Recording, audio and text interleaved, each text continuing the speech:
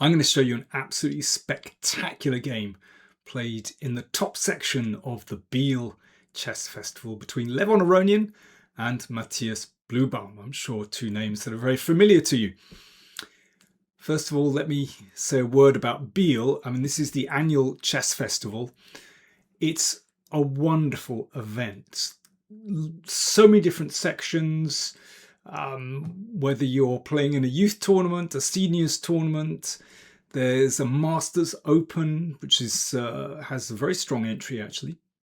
There's an Amateurs Open, there's Fisher Random tournaments, there's a Doctors Tournament, Simmels, problem solving, all kinds of tournaments going on. And it's in a really great location, the Congress House in Biel. And of course, the location of the city of Biel itself is wonderful. There's a beautiful lake there. There are the hills. I used to love walking up into the hills. I never actually played there. It always clashed with the British Championship. That was the problem. But I have been a commentator at the Biel Chess Festival over several years and always really enjoyed it. It's just a wonderful atmosphere. So maybe next year, do check it out. Anyway, let's take a look at this game. It was played, as I said, in the top section. So the Masters Triathlon. So there are 6 players and they play Blitz, they play Rapid and play Classical. So this was played in the Rapid Play tournament, as I said, between Levon Aronian and Matthias Bluebaum. Let's take a look and see what happened. Before we kick off with the game, let me mention the ratings here. These are actually Rapid Play ratings, and you can see that Matthias Bluebaum, who in classical chess is on the cusp of 2700, in Rapid Play, his rating is quite a bit below that. Interesting. Okay, well, let's see how things go. Aronian opened with 1e4 and Bluebaum played the French defense, which is an old favorite of his. Knight c3 covers the e-pawn. Now Bluebaum in the past has favoured exchanging on e4. He played knight f6, of course. Also not a huge surprise. Classical has a very good reputation and Aronian pushed forward. So we have this typical French structure where white often tries to use this space advantage on the king side and black counters on the queen side and through the middle. Knight c6. Now the normal move played in 90% of the games is bishop e3 to support the d4 pawn. But Aronian did something unusual. He played bishop d3. He has tried this once before, actually, last summer in the Sinquefield Cup. He drew against Sevian. So it looks strange to allow black just to take here. But, well, this didn't happen, but this is the idea. Then knight e2.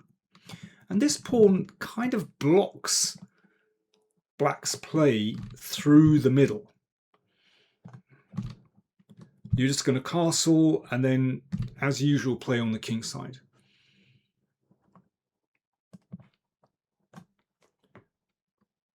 But Bluebaum played a6.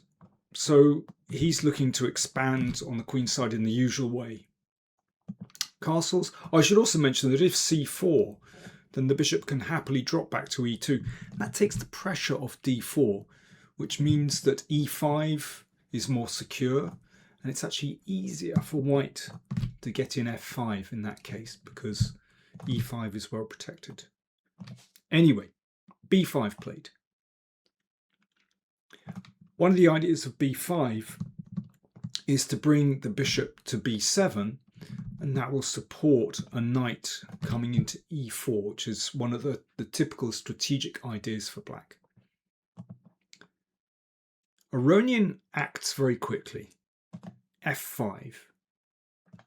So this is, white's big attacking idea in the French. The question is, can you get away with it when the center is somewhat fluid? Well, let's see. Pawn takes pawn played. And now, very daring, just pawn takes pawn. This is actually very strong. So what are black's options here? Well, Bluebaum just exchanged, recaptured on e6.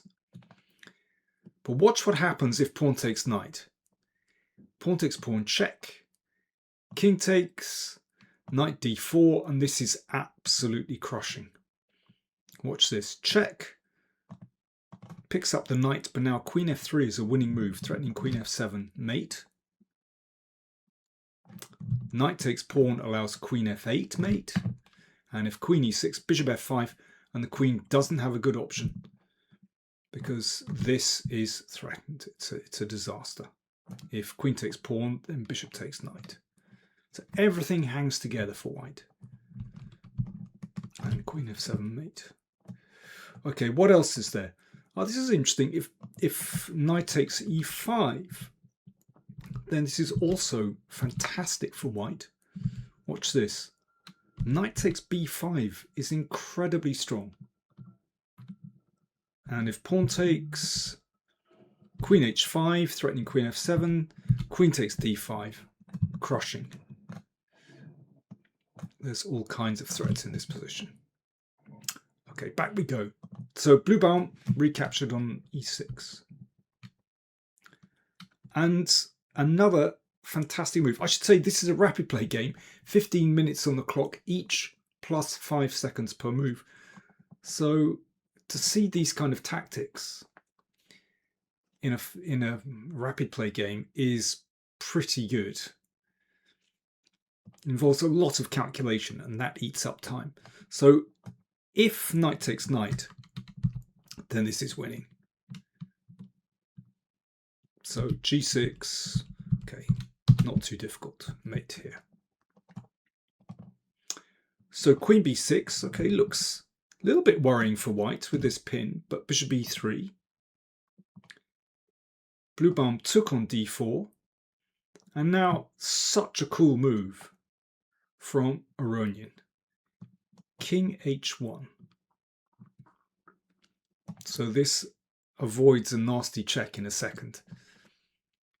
So if bishop c5, then queen g4, it's actually going to transpose to the game. But we'll come to that. So king d8 played. Queen g4, and now bishop c5. So you can see one of the points of playing king h1 is that now this check and bishop takes e3 is no longer possible, because obviously when the knight moves, it's not check. Okay, I think we need a think and drink moment. So if you're playing white, what would you play in this position? So white to play. Cheers. Do you want to improve your chess? Get access to live masterclasses with yours truly? Then subscribe to patreon.com/PowerPlayChess, and for just $25 a month, you get a newsletter with a test game, calculation puzzles, a monthly opening survey, access to an archive with over 100 opening surveys. And you can join in live masterclasses exclusive to patrons, where you can ask me questions directly over Zoom. All for only $25 per month. Do subscribe to patreon.com/PowerPlayChess and join the club. Quick message to my patrons. Next live masterclass will take place on Friday, the 24th of July. Do join me for that. Okay, let's carry on with the game. So white has a very strong move here. Aronian played it in precisely 3 seconds. b4. And that just disturbs black's setup here. So pawn takes bishop threatened. Bishop takes pawn. And now knight e2. I mean, I suppose this is possible, but knight e2. He wants to bring this knight here. So basically he's winning back the piece. And knight takes knight. And with the knight here, rather than c3, you can see it just kind of looms over into black's position. This is very interesting indeed for white. So what's the score? Well, white is still a pawn down, but okay, that's nothing in this kind of position where white has so much activity and black's king's been displaced. Those rooks don't look like they're going to connect anytime soon. In the meantime, yeah, there's an open file here. The queen, whoops, here rather. The queen is active. Very unpleasant position for black to play. And first things first, knight takes pawn is threatened, so rook e8 played. Rook f7 looks pretty good on the 7th. And of course, if knight takes pawn, then queen g5 check picks up the knight. It's important.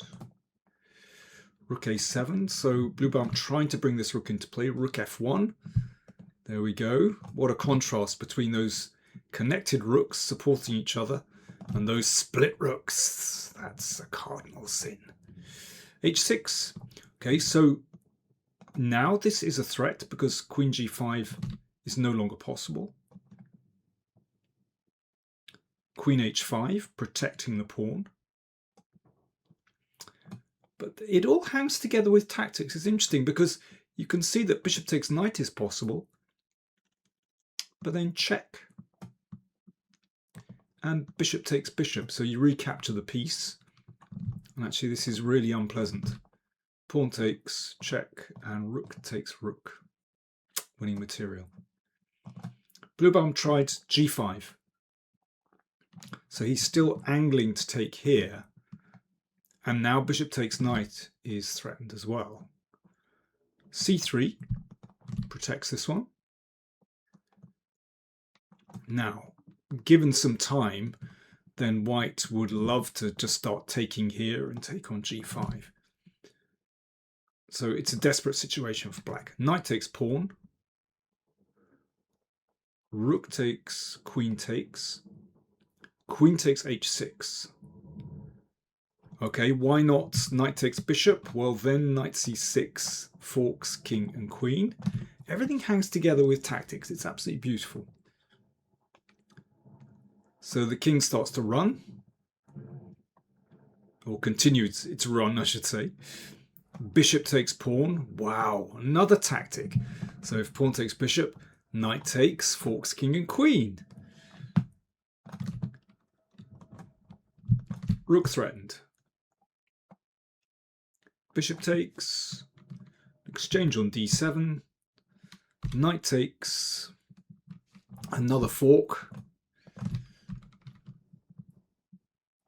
If rook takes, then rook f7 is going to finish things very quickly. So king c8, knight takes, and that makes room for the queen to swing across, and it's hopeless. Game finished like this. A neat ending, actually. Here, queen g6 and Bluebaum resigned. Of course, if the king steps up, then queen f7 is a very neat checkmate with the knight covering those two flight squares. What a spectacular game. I repeat, that's a rapid play game. But Aronian had such a good command of the tactical possibilities there and played with such energy. Starting with f5, and after that, well, he just took the game by the scruff of the neck. Absolutely superb game. So Levon Aronian is doing very well in the tournament so far. He had an excellent result in the rapid play stage, scoring 4 wins and 1 draw. And, well, let's look at the other participants. We have Suleimanli from Azerbaijan, Bluebaum from Germany, Jose Martinez from Mexico, Liem from Vietnam, and Yalskan Edomush, the Turkish prodigy. I'm afraid didn't have the best tournament. Very interesting. I mean, he's really riding high at the moment. So, well, let's see what happens when it comes to the classical portion, see how he does. I mean, he's just crossed over the 2700 barrier, so I'm sure he'll want to catch up. Hope you enjoyed that. Thanks for watching.